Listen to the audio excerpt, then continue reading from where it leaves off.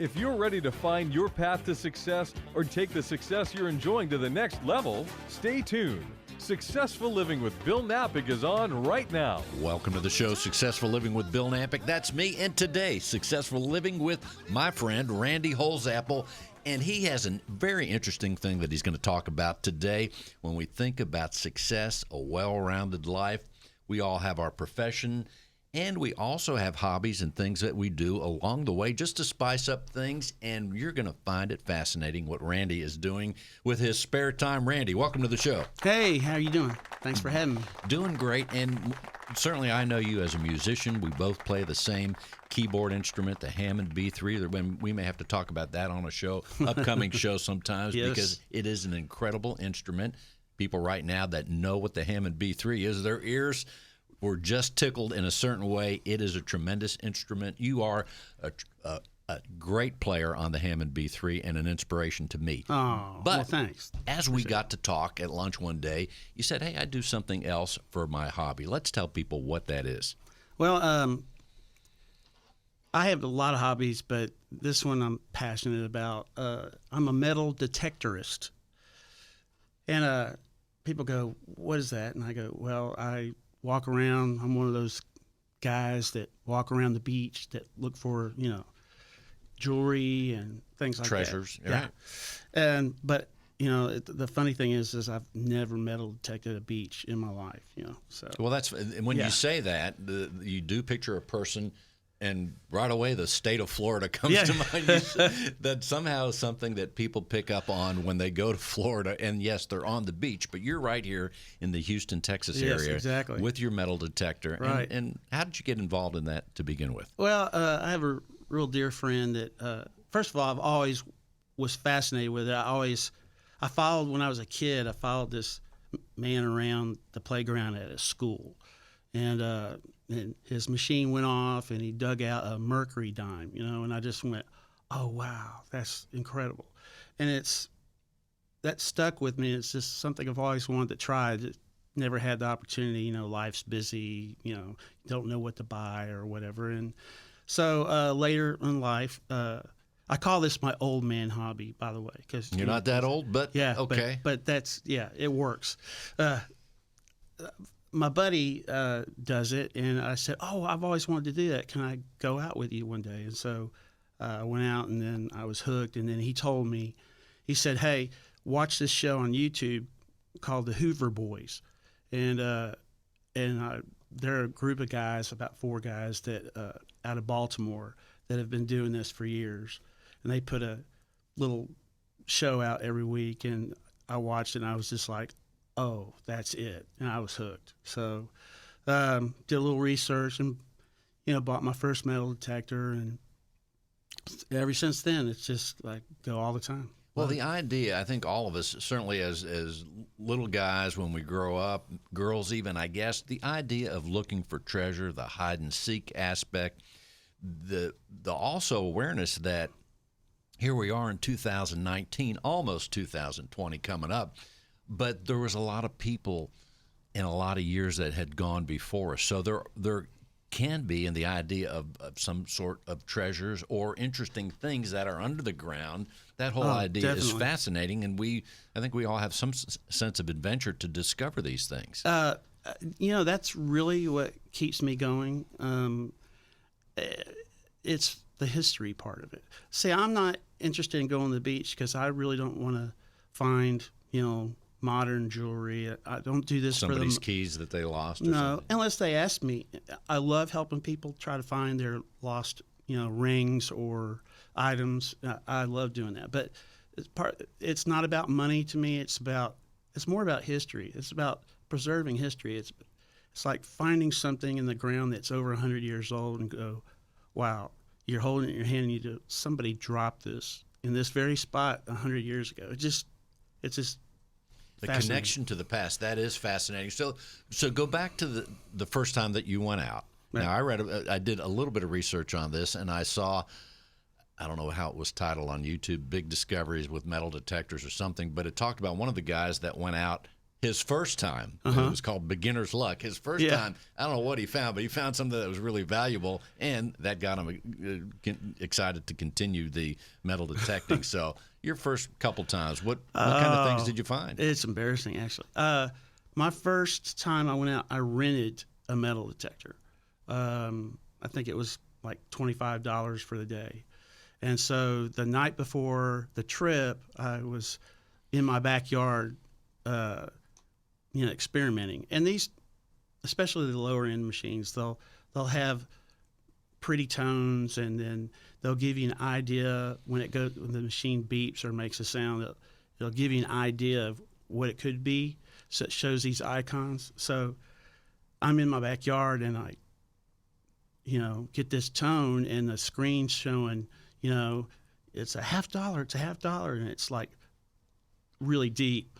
And so I dug and dug and dug, and I dug about a foot, and it ended up being part of the foundation of my house. It was a clamp they used when they built the house, and it's like, I felt really kind of dumb, but that's how you learn. I mean, you can't really make mistakes. It's just learn. So the metal detectors are, how deep can they? And let's take, I'm sure there's all models. You can spend a lot of money like anything else. But let's say someone wants to get a good metal detector and they have a budget of, I don't know, I guess you can get a nice one for $500. Oh, yeah, definitely. All right, so let's say we buy a $500 model that probably has a couple options on it that's above the beginner level. Yeah. How deep can that detector detect, and what are the metals that it detects? Okay, well, there's a ferrous and non-ferrous, and a ferrous item will contain iron. So anything magnetic, would be, well, not anything, but anything that rusts will be a ferrous item. Coins are non-ferrous. So your machine will give it different tones for what it thinks it is. And the more money you spend, the more technology you can get. But I find, for me, that the technology gets in the way. You get too hung up in it. But typically a machine, can go anywhere 6 to 8 inches comfortably. Depends how big the item is. The bigger the item, the deeper it'll go. But, I've picked up things at a foot, but 6 to 8 inches. Deep. Yeah.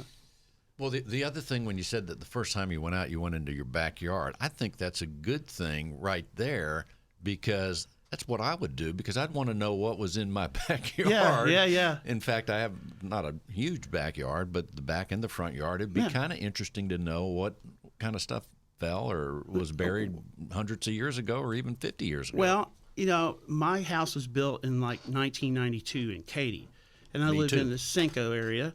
And before, it was a big ranch. It's part of ranch lands. It was rice fields. So I actually found a 1930 penny in my backyard. And my house wasn't built. It was built 60 something years later. So, that tells me right there. How deep was that penny? Well, it was about 4 inches, actually. So think just the idea of the accuracy and the precision of the machine. Yeah. The penny's not that big. And even back then it wasn't, I don't think. Right. But to go 4 inches deep, that's pretty cool. Yeah, and in the Houston area, a lot of stuff, even the older parts of Houston, it's typically 4 to 5 inches, That's where you find most of your items, coins especially. That's what I particularly like to hunt for. So anything with a date on it's really cool. Because there you go, because there's the date. It says it right there. Yeah. It's not like you take the piece and have to go estimate it or talk to someone, when do you think this was, and so on and so forth. Yeah. So that's kind of very interesting. When you go out, let's say, other than your backyard, you're going to go out, is it like, I don't know, perhaps hunting, where you scope out an area, maybe think about it, and then you go out, and what do you bring? The metal detector, a little shovel, I'm guessing? Yeah. Typical tools of the trade, so to speak, is, you want to bring water, because you do a lot of walking. I mean, a lot of walking. Good exercise. A lot of digging, a lot of bending over, being on your knees a lot. It's I keep telling my wife it's exercise. Hey, I'm getting exercise. So Well, you are. yeah, I am definitely, and I pay for it dearly. But at the end of a trip, but you'll need your metal detector, of course. Digging tool of some sort. It can be a hand digger or a shovel. I bring both. And then another tool, you don't have to have this, but it sure helps. It's called a pinpointer. And it's basically a miniature metal detector. So once you locate an item in the ground, like you said, a penny's pretty small. So if you're digging a hole, you can put this little device in there and hone in to the exact location of it. It just saves a whole lot of time. And particularly when you never want to dig a hole bigger than you have to. And you really, part of the process is, you want to leave the land the way you found it, basically. So we dig plugs. We'll make 4 cuts and pull out a plug and recover our find and then put the plug back in and pat it down. And, you always want to do that. And that's good for the hobby. So how far away do you go? Of course, you're living here in the Katy area, but when you go, I guess if you go on a driving trip, it's like, hey, let's pack the metal detector. You never know when you're going to need it. Yeah. I'll take it on any trip I go. But if we're planning a trip, we go out of state a lot. We go to Louisiana. There's a lot of history in Louisiana. No telling what you're going to find there. Yeah.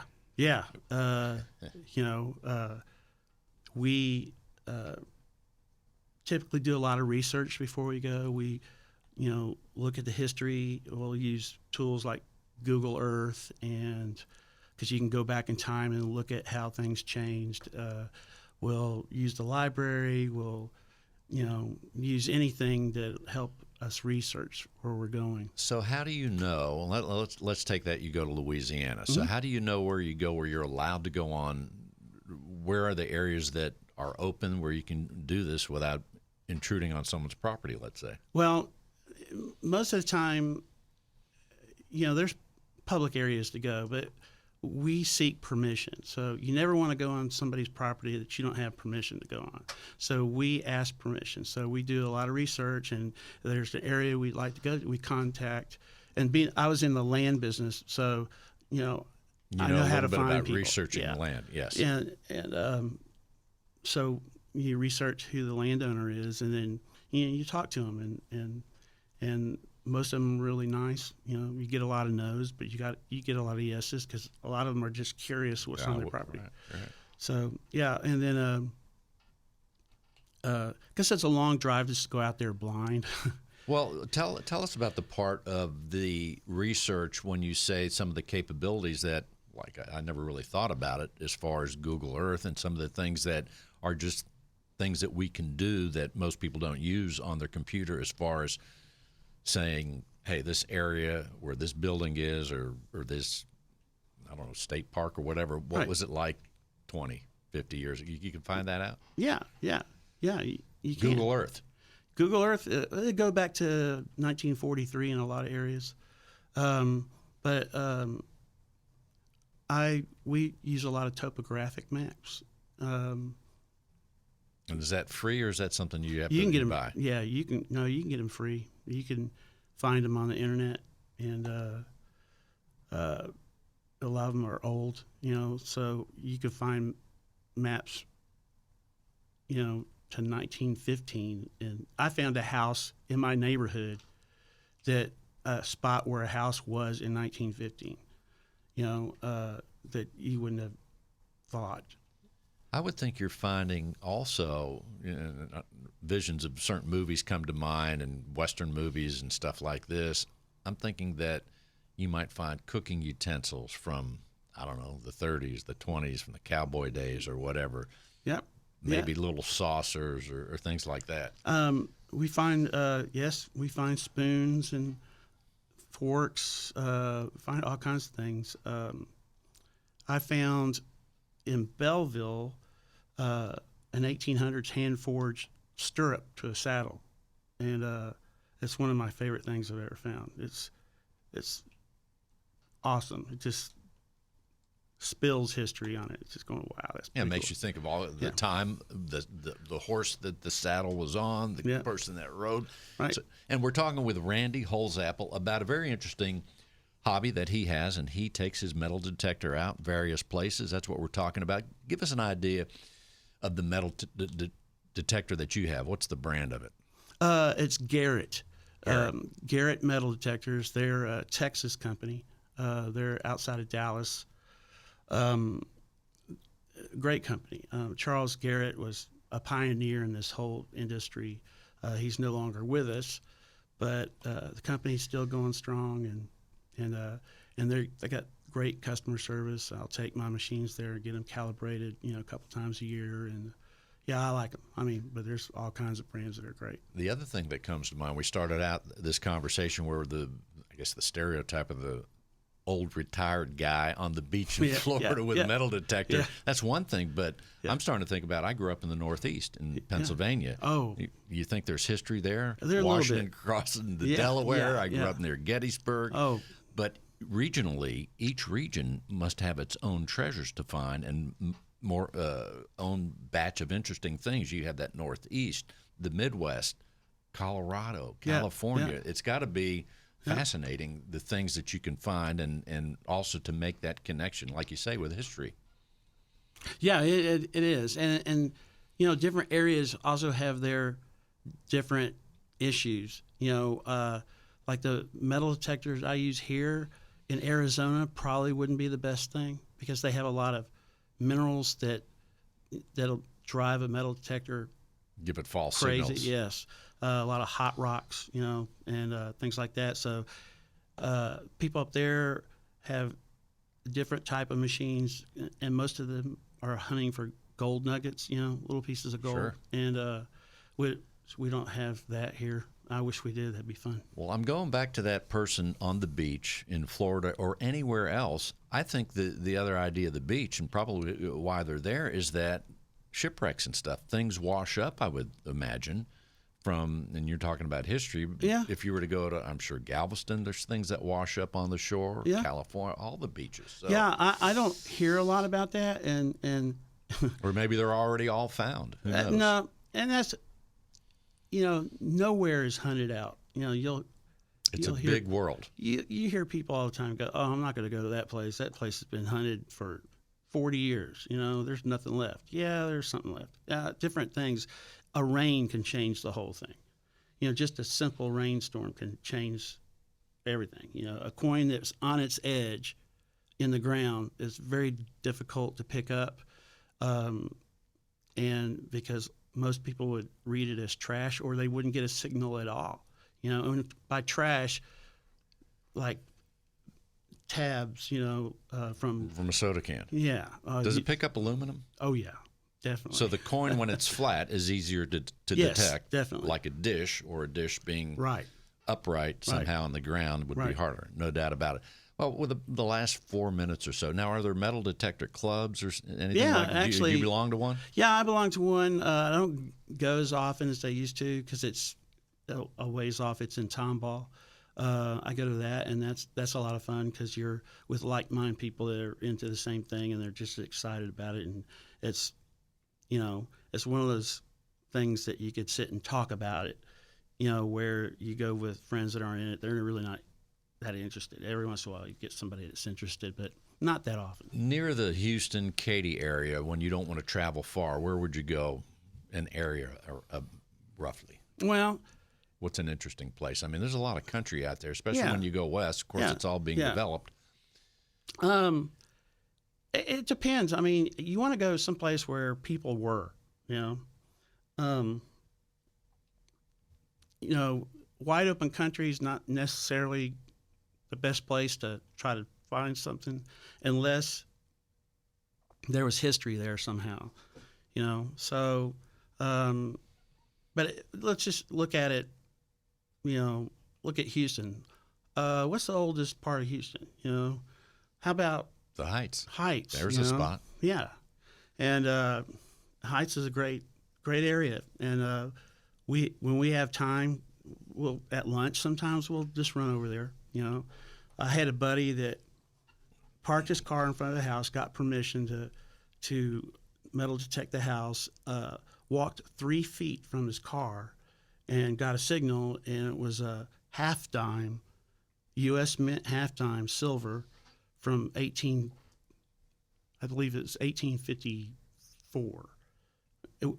Which was unbelievable. So what did he do with that dime? Oh, is it worth money or? Yeah, but or he kept it. Yeah, we keep everything. We don't sell it. We don't do this for the money.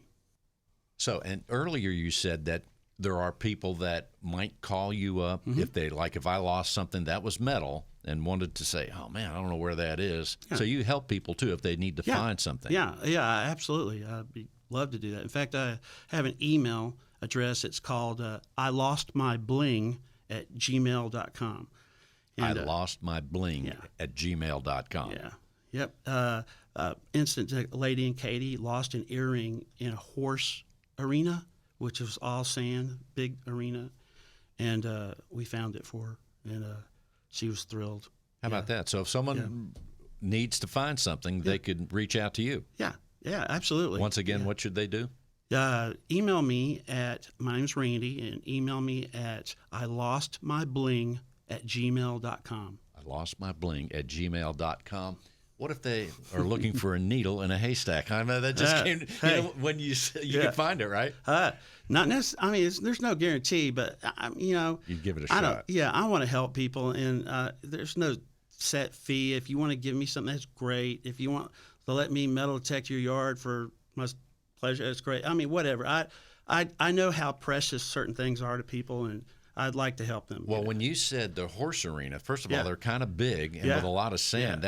That's where I thought right of the needle in the haystack. It was a needle in the haystack because between the time the lady lost the earring and, I went out to metal detect for it, a tractor had gone through that thing, moving the dirt all around. So, like several times. And we found it. It was probably a good 50 yards away from where she thought she lost it. Well, you remember the Western TV character Paladin? Yeah. He said, have gun, will travel. Yeah. Randy Holsapple, have metal detector, will travel. Yeah. He'll help you find something that you may have lost. Sure. We've been talking to Randy Holsapple about metal detectors and that being a great way to relax and have a sense of adventure. You can reach out to him again, if they need you, Randy? At ilostmybling@gmail.com. ilostmybling@gmail.com. Thank you for listening to Successful Living with Bill Knapik, and today with Randy Holsapple. Thank you, Randy. Thank you. Until next week, feel free to go to radiobill.net. Lots of great stuff there, and until next week, thanks for listening.